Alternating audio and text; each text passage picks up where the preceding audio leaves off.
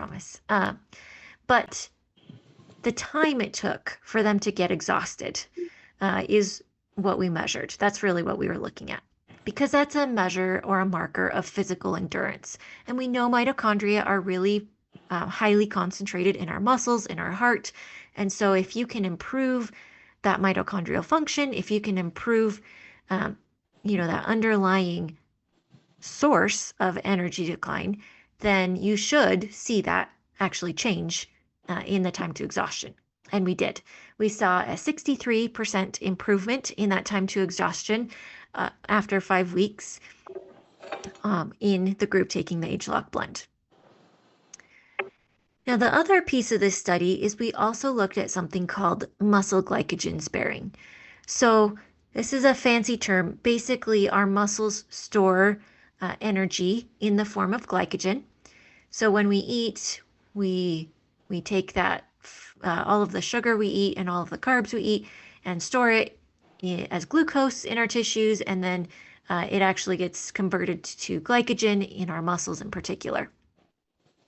And then when we're ready to go for a nice long run, our bodies use that glycogen as a really fast energy source to power our muscles.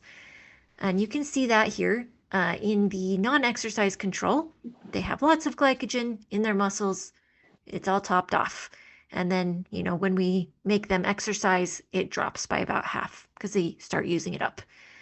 Now, what's really interesting is in the group that took the age-lock blend, they actually had a glycogen sparing effect. They used less glycogen, even though they did more work. And this is really cool because it basically means that they were using that energy in a more efficient way. So one analogy for this is if you have a car that gets really poor gas mileage, that would be like this group in the middle.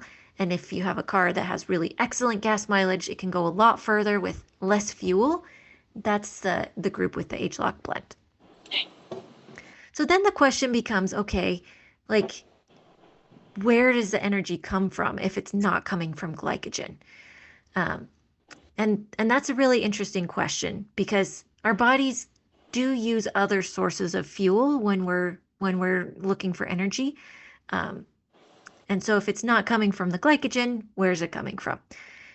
So this is a human study. So the other two are my studies. This is a human study where we actually looked at that very question. So we looked at, it's called the respiratory exchange ratio, but it's basically a way of measuring how much energy that you're burning when you're working out or exercising is coming from glycogen and how much is coming from fat, which is the alternate source.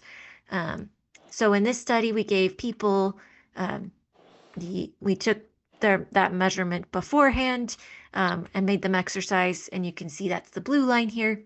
And then we gave them one of the ingredients in age-lock R² day for 6 weeks, and then we did it again. And that's the pink line. And you can see that actually they were able to utilize more of that fat burning and less of the glycogen. And that's probably why you get that glycogen sparing effect when you're exercising. So all of that is a fancy way of saying that these studies really support the idea that your physical endurance and physical activity and baseline energy levels are improved with age-lock R² day because it's helping target those sources of aging. Okay, the last piece I want to focus on really quick is the cognitive function, right? Because I've kind of touched on the benefits that you see in your heart and in your muscles, but what about your brain? Because your brain uses a ton of energy as well. And so this is a study we did over, I think it was over 6 weeks. And we gave people either nothing or a placebo, and those are respectively the blue and green lines here, or we gave them the age-lock R² day blend. And we had them take a series of cognitive tests every week for 12 weeks.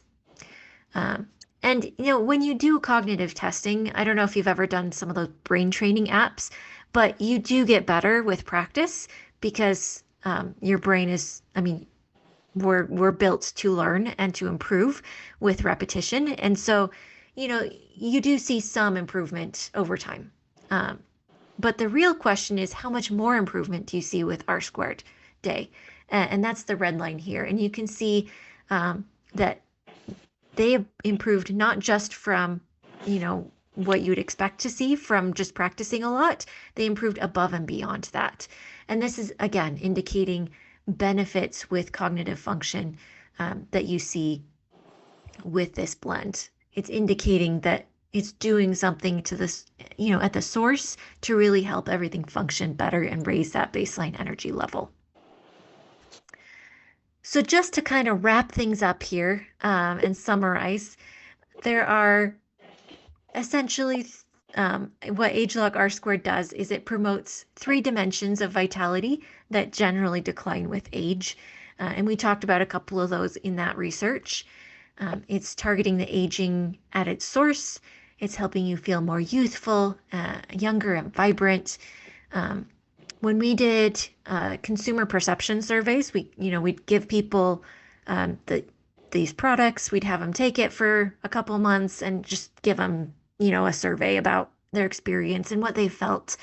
And this is one that I really do think a lot of people feel a difference on. That's very difficult to get in a dietary supplement, but 90% of our consumers in that survey actually felt some kind of change, or they felt it when they stopped taking it. And this is another comment that I get a ton, is people will say, "Oh yeah, I was taking it for 3 or 4 months, and I don't know, I couldn't tell if it was doing anything, and then I stopped taking it, and I could tell it was doing something because that something went away, and they felt more fatigue than they did when they were taking the product." So either way, people can tell a difference because it is having this meaningful effect.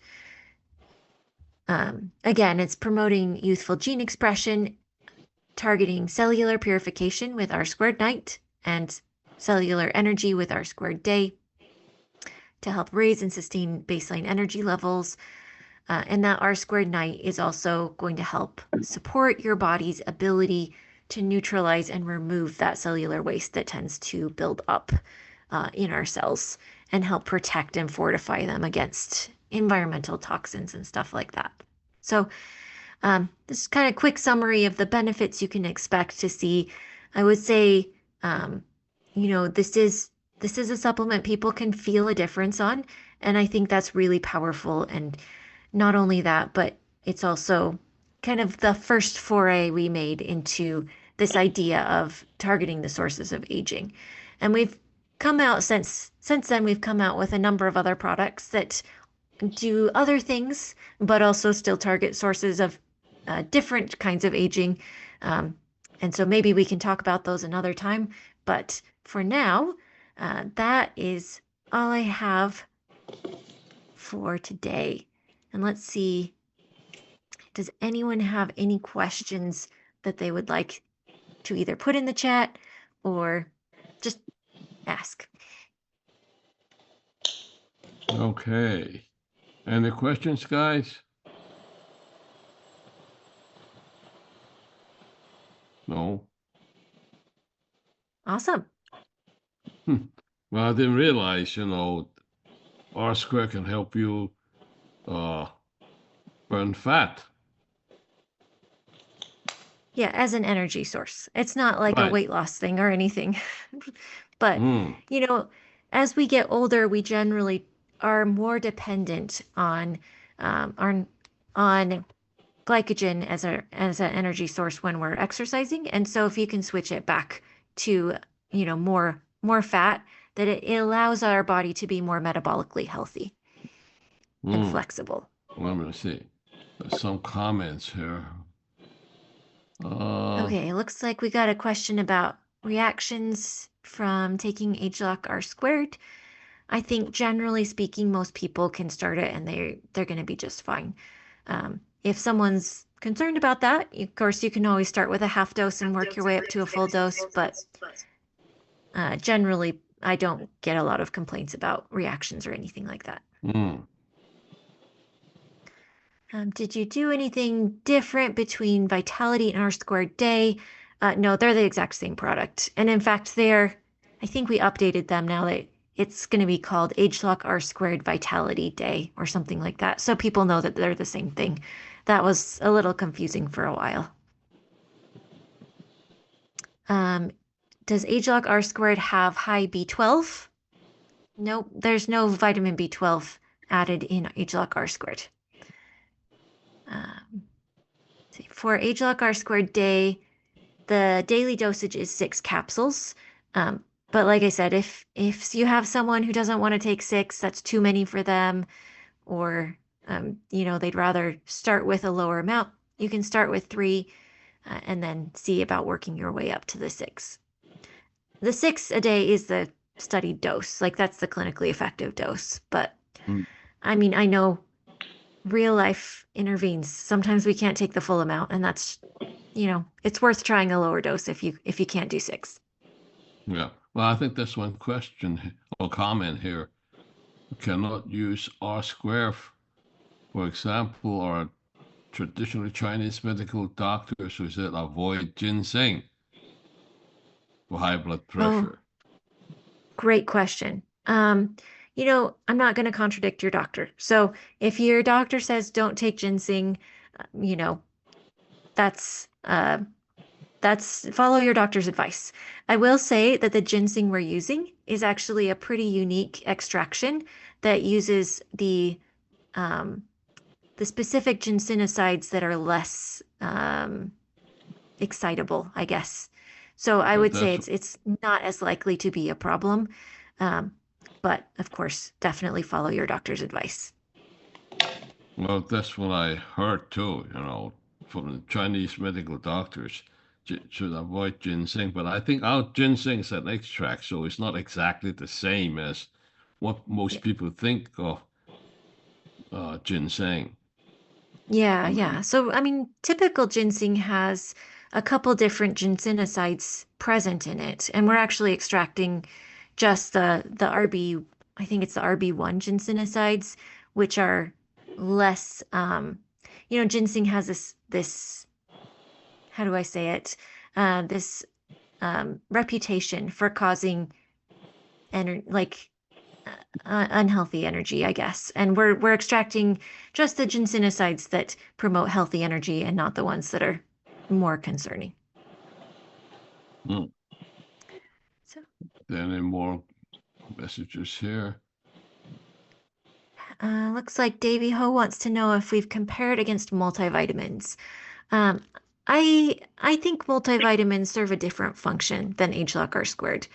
Um, And I think it's totally fine to take both if you want. A multivitamin is really going to help provide essential vitamins and minerals that you might not be getting um, due to a subpar diet, or vitamins and minerals that you want to take to make sure you're getting adequate amounts of them. Whereas R squared is really targeting, that underlying energy, baseline energy levels, cellular purification pathways. Hmm. Uh, No, the looks like more. Jeffrey wants to know, can other organs benefit from R squared? Um, yeah, it's going to work systemically, of course. It's not like it just goes to your heart and muscles and brain and nowhere else. Those are just the areas you see the greatest impact, the most noticeable changes. But yeah, you'll see it'll affect them all of the different parts of your body, the mitochondria everywhere. Let's see. Any more comments or questions here we have not covered? I think I've lost my count. Mm. Oh, it's okay. I think Maria wants to know if you can stop taking it after 90 days or if you have to keep taking it. Um, the thing with supplements in general, and this is really true of any supplement, is you will get the benefit from that supplement for as long as you take it. And if you stop taking it, you're probably not going to get that benefit anymore. And so, you know, times and seasons of our life change, and so you might change up your supplement routine periodically to account for what your needs are now. But if you stop taking R squared, you're going to not get the benefits of R squared anymore. But that's what I understand too. When you take supplements, the only one way to see whether your supplement is affecting you is to stop taking it. Once you stop taking it, you feel different. Or Yeah. I mean, it's not that when you take it, the results are not as subtle as when you stop taking it.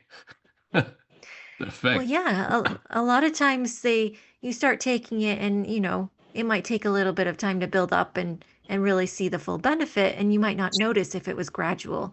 But then you stop taking it and it's like, "Oh, oh yeah, I was doing something."